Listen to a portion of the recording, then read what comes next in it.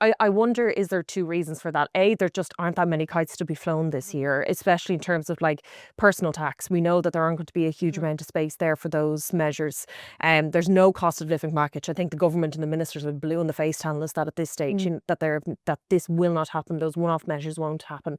There's the few bits like the two-tier child benefit that they've kind of ruled out. Possibility of what we're going to see in terms of the college fees. What is that about? Why are we not hearing that much about the budget? Is it just the presidential election consuming it at this stage? Or is it just that this isn't a pre-election budget? Yeah, I think the mandarins in the Department of Finance are absolutely delighted that there's no talk of the budget. As I have to say, are some journalists, myself included, because the build-up and the kite flying for the budget goes on for so long. It's a difficult one to cover. I think there are two reasons this year. One is the presidency, and it's not just there's a media focus on the presidency, it's that there's a political focus. Jack Chambers signing the nomination papers with Jim Gavin. So Jack Chambers is his director of elections. He's also one of the two ministers framing the budget. It's a busy time for him. Exactly, yeah. So how is he going to divide his time between devising the budget and campaigning for Jim Gavin?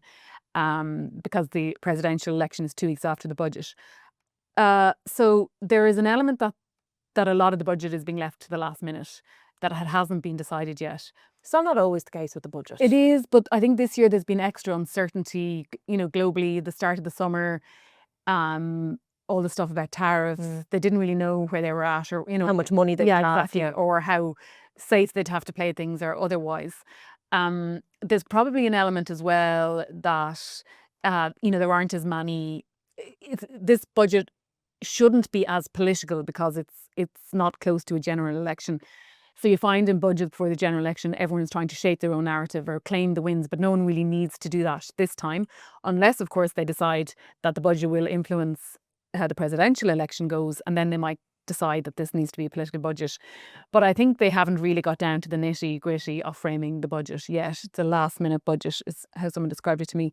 So there's a mixture between the presidency and the sort of late nature of this budget. And that is why we're not hearing so much about it.